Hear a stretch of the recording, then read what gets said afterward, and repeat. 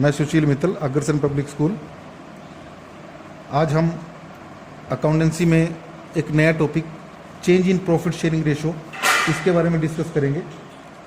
इस रेशो के अंदर, इस टॉपिक के अंदर हम reconstitution of A partnership firm, इसके बारे में डिस्कस करेंगे।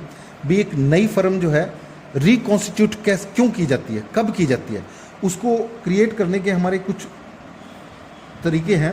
भाई कुछ केसेस हैं जिनके कारण वो फर्म जो है रिकॉन्स्टिट्यूट की जाती है। जब से सबसे पहले है change in profit sharing ratio. मान लीजिए एग्जिस्टिंग फर्म की प्रॉफिट शेयरिंग रेशो 3:2:1 है। ABCR partner sharing profit loss in the ratio 3:2:1। They decided to change their profit sharing ratio. उन्होंने डिसाइड किया कि आगे फ्यूचर में वो अपने प्रॉफिट शेयर जो है वो इक्वली शेयर करेंगे। तो यहाँ पे क्या हुआ, उनकी प्रॉफिट शेयरिंग रेशो 3:1 से 1:1:1 इक्वल हो गई। अब यहाँ पे क्या होगा, सारे रूल्स जो है वो चेंज हो जाएंगे।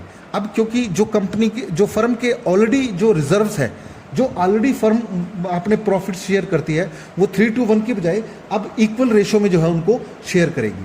तो उसके लिए हम कैसे उनको वो करेंगे, वैसे तो एक सिंपल फार्मूला इसमें क्या है, old ratio minus new ratio. इसके लिए जब हम चेंज इन रेशो होती है तो उसमें हम सेक्रीफाइस गेन निकालते हैं, क्योंकि कुछ पार्टनर्स को फ़ायदा होता है, कुछ पार्टनर को रेशो चेंज का जो है नुकसान होता है। जैसे सपोज दो पार्टनर हैं, पहले इक्वल शेयर कर रहे थे, यानी अगर 100 का प्रॉफिट है तो 50 एक को मिल रहा था, 50 एक को मिल रहा था। पर उन्होंने आगे फ्यूचर में क्या किया, अपनी प्रॉफिट शेयरिंग रेशो जो है वो 2:1 कर ली। तो इस सिचुएशन में अब क्या हुआ कि एक पार्टनर को, जैसे इसको अब प्रॉफिट शेयरिंग रेशो क्या होगी, 100 रुपीज़ को इसमें बांटे तो इसको 67 रुपीज़ मिले, इसको 33 रुपीज़ मिले। अब पहले इसको जो है 50 रुपीज़ मिलते थे प्रॉफिट के शेयर में, अब इसको 33 रुपीज़ मिले, यानी इसने 17 रुपीज़ का सेक्रीफाइस किया। और दूसरे पार्टनर को पहले 50 रुपीज़ मिलते थे, अब इसको जो है 67 रुपीज़ मिलेंगे, यानी इसको 17 रुपीज़ का फ़ायदा, यानी इसका जो लॉस हुआ वो इसका फ़ायदा हुआ। अब इसको, इस फायदे को उठाने के लिए इसको जो गेन हुआ उसके बदले में ये उसको प्रॉफिट का हिस्सा देगा। तो इसमें, इसके अंदर नॉर्मली हम जो जनरल एंट्री, एडजस्टमेंट एंट्री पास करते हैं, वो पास करते हैं gainers capital account debited, adjustment जो करते हैं टू सैक्रिफाइसर कैपिटल अकाउंट। इस तरीके से हम जो है इसकी एंट्री पास करते हैं।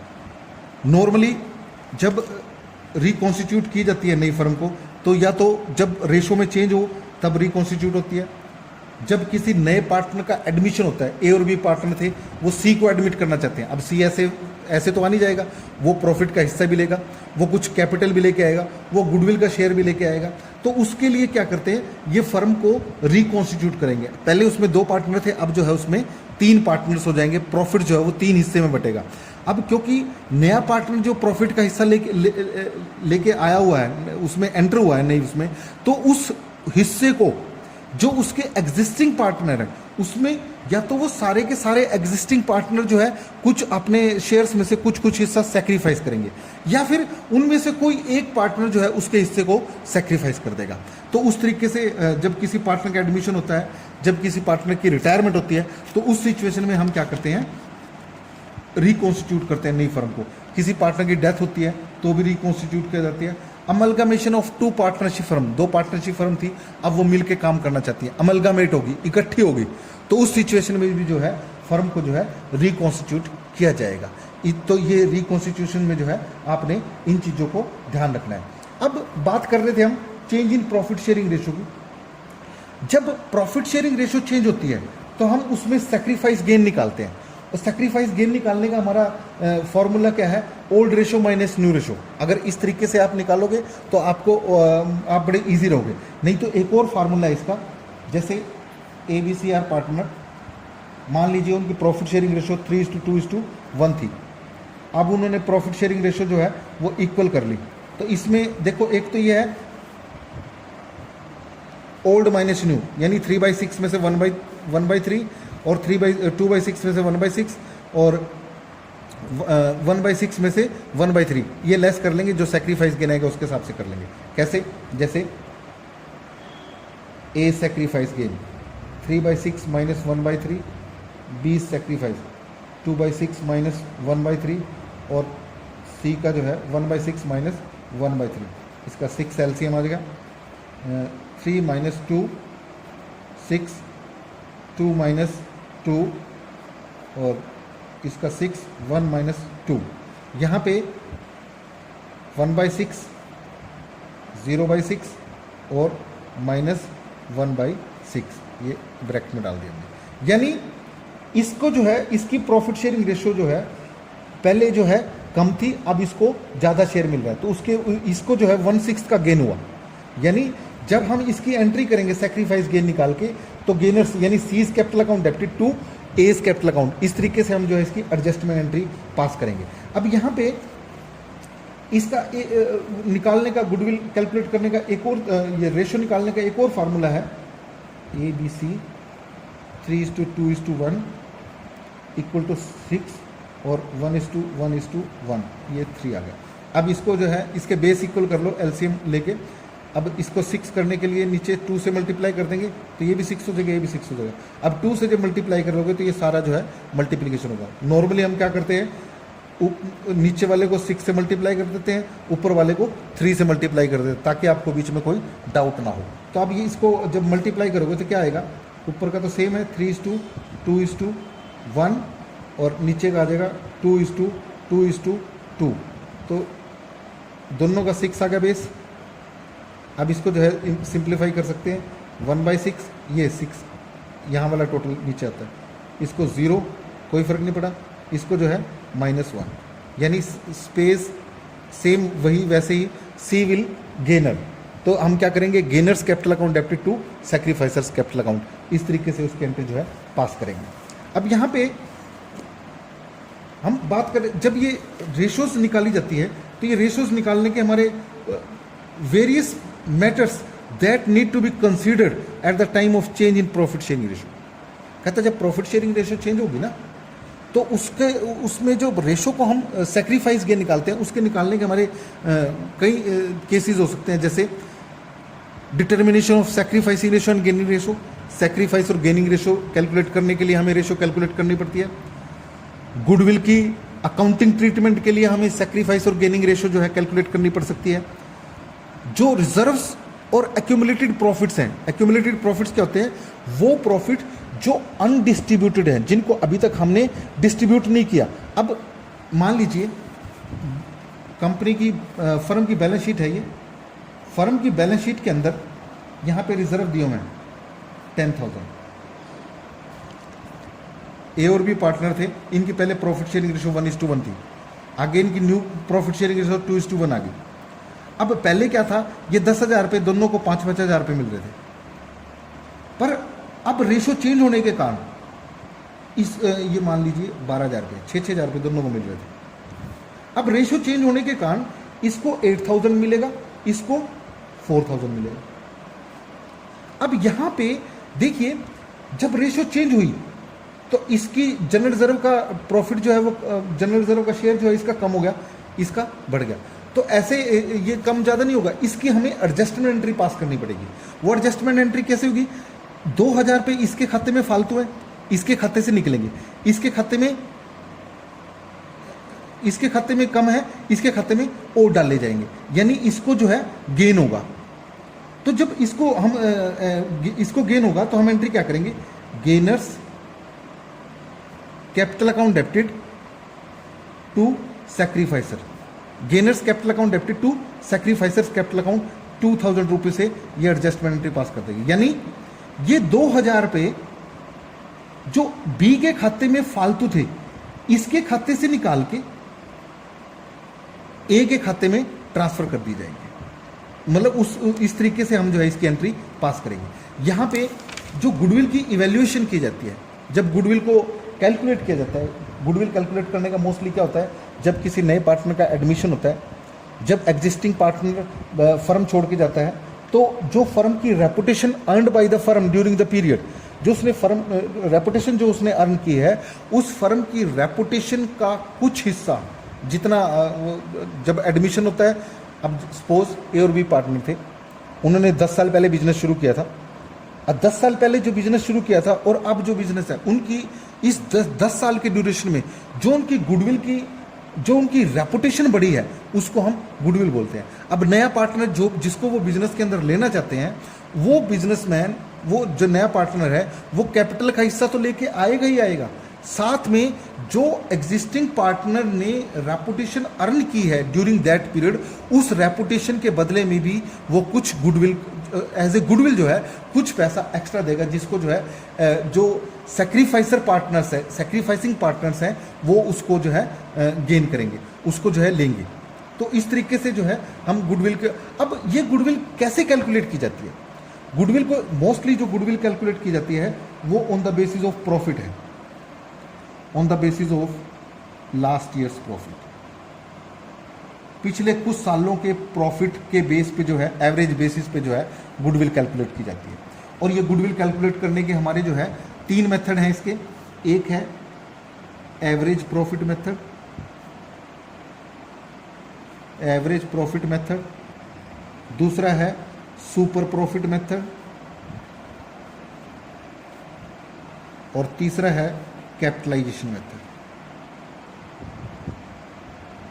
Capitalisation method. ये 3 मेथड्स हैं जिनके थ्रू हम फर्म की total goodwill of the firm जो है वो कैलकुलेट करते हैं। और उस total goodwill of the firm calculate करके जो हमें जितना पैसा हमें, जो एग्जिस्टिंग पार्टनर नए पार्टनर को जब एडमिट करते हैं तो उसके हिस्से में जितना पैसा बनता है वो उतना हिस्सा जो है गुडविल का लेके आता है।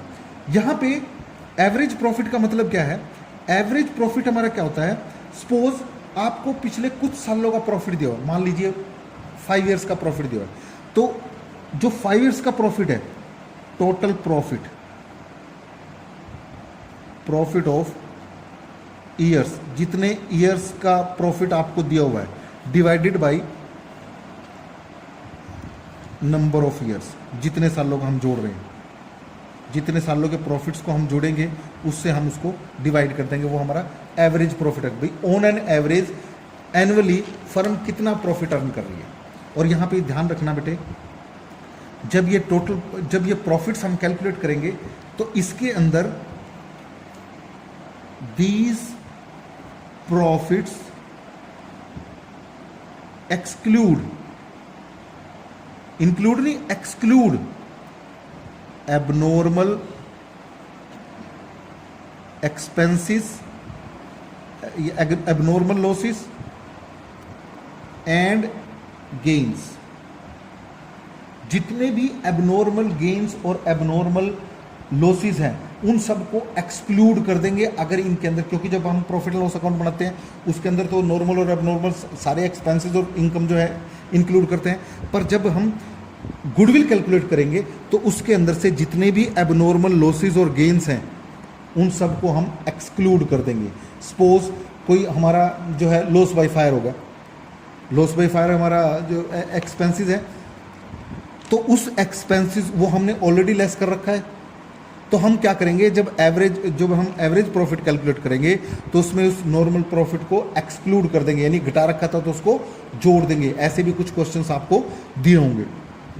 और जितने भी गेन्स हैं, जैसे मान लो आपने ओल्ड फर्नीचर सेल किया था, उसके वो उससे जो गेन हुआ उस गेन को हम जो है इसमें से लेस कर देंगे, क्योंकि वो ऑलरेडी इसमें ऐड किया हुआ था। तो इस तरीके से हम जो है एवरेज प्रॉफिट इसमें जो है वो कैलकुलेट करेंगे। ठीक है, अब देखिए सबसे पहले हम फर्स्ट मेथड को लेते हैं, average profit method. Average profit method से हमारा गुडविल कैलकुलेट करने का फार्मूला क्या होता है? Average profit method. इससे आप गुडविल कैसे कैलकुलेट करोगे? Goodwill is equal to goodwill of the firm, पूरी फर्म क्या आएगी? Average profit multiplied by number of year purchase. यह आपको बुक्स में दिया होगा, क्वेश्चन के अंदर दिया होगा नंबर ऑफ ईयर परचेज। इसके बेस पे जो है आप इसको, ये टोटल फर्म की गुडविल आ जाएगी। एवरेज प्रॉफिट आपको पता है कैसे निकालोगे? Total profit of the year, मान लीजिए 5 साल का प्रॉफिट दिया होगा, 5 साल के पांचों के साल के प्रॉफिट को हम जोड़ लेंगे और उसको 5 से डिवाइड कर देंगे, 5 से ही। अगर 4 ईयर्स का है तो 4 ईयर्स के प्रॉफिट को जोड़ के 4 से डिवाइड कर देंगे। 3 ईयर्स का है, 3 ईयर्स के प्रॉफिट को जोड़ के उसमें से उसको 3 से डिवाइड कर देंगे, तो वो हमारा एवरेज प्रॉफिट आ जाएगा। वो जो एवरेज प्रॉफिट आएगा, उस एवरेज प्रॉफिट को नंबर ऑफ ईयर परचेज जो आपको क्वेश्चन के अंदर दिए होंगे उससे मल्टीप्लाई कर लेंगे, वो आपकी total goodwill of the firm आ जाएगी। इसमें से फिर ये total goodwill of the firm में से नए पार्टनर का शेयर निकालेंगे, उतनी गुडविल जो है वो लेके आएगा। इस तरीके से हम जो है ये फर्स्ट मेथड से, एवरेज प्रॉफिट मेथड से गुडविल जो है वो कैलकुलेट करेंगे। उसके बाद हमारी दूसरा मेथड आता है super profit method. Super profit method. अब इसके अंदर देखिए बेटे, इसमें क्या होता है, जब गुडविल कैलकुलेट की जाती है तो इसमें गुडविल जो कैलकुलेट की जाती है सुपर प्रॉफिट मेथड से, super profit minus multiplied by number of year purchase, number of year purchase, यानी जो सुपर प्रॉफिट होगा ना, नंबर ऑफ ईयर परचेज से मल्टीप्लाई किया जाएगा। अब यहाँ पे सुपर प्रॉफिट का मतलब होता है, क्या होता है? एक तो बेटे होता है नॉर्मल प्रॉफिट। नॉर्मल प्रॉफिट का मतलब क्या होता है भी, नॉर्मली जो जिस टाइप का हम बिजनेस कर रहे हैं उस टाइप के बिजनेस में जितनी और एक्स्ट्रा फर्म्स हैं वो जितना प्रॉफिट अर्न कर रही हैं, अगर हम भी उतना ही प्रॉफिट अर्न कर रहे हैं तो वो हमारा नॉर्मल प्रॉफिट है। पर अगर हम उनसे ज़्यादा प्रॉफिट अर्न कर रहे हैं, उतना ही पैसा लगा के उनसे हम ज़्यादा प्रॉफिट अर्न कर रहे हैं, तो हम उनसे जितना ज़्यादा प्रॉफिट अर्न करेंगे ना, वो हमारा सुपर प्रॉफिट होगा। यानी सुपर प्रॉफिट कैसे कैलकुलेट किया जाएगा? Super profit is equal to actual profit. Actual profit का मतलब क्या होता है? जितना हमने अर्न किया है, जितना हम कमा रहे हैं, और उसमें से less normal profit. Actual profit में से हम नॉर्मल प्रॉफिट होता है जो एक बिजनेस नॉर्मल जो है नॉर्मली अर्न कर रही है। ये number of normal rate of return आपको बुक्स में दिया होगा। अब ये नॉर्मल प्रॉफिट कैसे कैलकुलेट किया जाएगा? असल में तो आपको दोनों दिए होंगे। अगर मान लीजिए एक्चुअल प्रॉफिट दिया हुआ है तो ठीक है, नहीं दिया हुआ तो कैसे कैलकुलेट करोगे? एक्चुअल प्रॉफिट आप क्या करोगे? Total profit of the years, जितने साल के प्रॉफिट दिए उन सबको टोटल कर लेंगे, divided by total number of years, यानी इसको हम एवरेज प्रॉफिट भी बोलते हैं। और नॉर्मल प्रॉफिट का मतलब क्या होता है? Normal profit is equal to capital employed multiplied by normal rate of return divided by 100। ये फॉर्मूले से जो है आप इसको जो है नॉर्मल प्रॉफिट कैलकुलेट कर सकते हो। और उसके बाद जो है गुडविल जो है आपका सुपर प्रॉफिट, ये दोनों में से जो है फिर ये सुपर प्रॉफिट आ जाएगा। सुपर प्रॉफिट से फिर आप जो है सुपर प्रॉफिट की हेल्प से जो है फिर गुडविल कैलकुलेट कर लोगे। सुपर प्रॉफिट को नंबर ऑफ ईयर परचेज, ये आपको बुक्स में दिया होगा, इस नंबर ऑफ ईयर परचेज से इसको जो है मल्टीप्लाई कर लोगे तो आपका जो है वो गुडविल आ जाएगी। अब यहाँ पे एक मेथड आता है इसका कैपिटलाइजेशन। कैपिटलाइजेशन मेथड में हम क्या करते हैं? अब कैपिटलाइजेशन मेथड में दो तरीके से गुडविल निकालते हैं। सबसे पहले मैं आपको ये बता दूं कैपिटलाइजेशन मेथड यूज़ कहाँ करना है। कैपिटलाइजेशन मेथड को यूज़ तब करना है जब आपको नंबर ऑफ ईयर परचेज ना दिया हो। अगर आपको क्वेश्चन में नंबर ऑफ ईयर परचेज दिए हैं तो एवरेज प्रॉफिट और सुपर प्रॉफिट, इन दोनों मेथड से आपने गुडविल कैलकुलेट करनी है। पर अगर आपको ये नहीं दिया हुआ तो आपको फिर कैपिटलाइजेशन ऑफ एवरेज प्रॉफिट और कैपिटलाइजेशन ऑफ सुपर प्रॉफिट, इस तरीके से जो है ये कैलकुलेट करना पड़ेगा। कैपिटलाइजेशन ऑफ एवरेज प्रॉफिट क्या करेंगे? सबसे पहले हम क्या करेंगे, इसके अंदर कैपिटलाइजेशन, इसके सबसे पहले हम एवरेज प्रॉफिट निकाल लेंगे। कैपिटलाइजेशन, अब इसमें कैपिटलाइजेशन ऑफ एवरेज प्रॉफिट कैसे निकाला जाएगा? कैपिटलाइजेशन ऑफ एवरेज प्रॉफिट, यानी जो हमने एवरेज प्रॉफिट अर्न किया है उस प्रॉफिट को अर्न करने के लिए हमने बिजनेस के अंदर हमें बिजनेस के अंदर कितनी कैपिटल इन्वेस्ट करनी चाहिए थी, उसको कैसे कैलकुलेट करोगे? Multiplied by 100 divided by normal rate of return, ये आपको दिया होगा। यहाँ पे ये आ जाएगा आपका कैपिटलाइजेशन ऑफ एवरेज प्रॉफिट। फिर आपको एक्चुअल कैपिटल दी होगी, एक्चुअल कैपिटल। एक्चुअल कैपिटल का मतलब है जितनी कैपिटल आपने बिजनेस के अंदर एक्चुअल में लगाई हुई है, और जो दोनों का डिफरेंस आएगा ना वो गुडविल आएगा। यानी capitalisation of average profit, capitalisation of average profit minus actual capital, जो डिफरेंस आएगा ना वो गुडविल आएगा। Capitalisation of average profit minus actual capital, ये जो इसको हम घटा के वो निकालेंगे ना वो हमारी गुडविल कैलकुलेट हो जाएगी। इस चीज़ का आपने जो है इसके अंदर ध्यान रखना है। और कैपिटलाइजेशन ऑफ सुपर प्रॉफिट का सिंपल फार्मूला है, उसके अंदर सिंपल आपने क्या ध्यान रखना है, super profit multiplied by 100 divided by normal rate of return. ये जो फार्मूला है इससे सीधी जो है वो गुडविल कैलकुलेट हो जाएगी, वो जो है गुडविल आ जाएगी सुपर प्रॉफिट मेथड से। तो इस तरीके से ये गुडविल के क्वेश्चन जो है आपने करने की कोशिश करनी है। Thank you.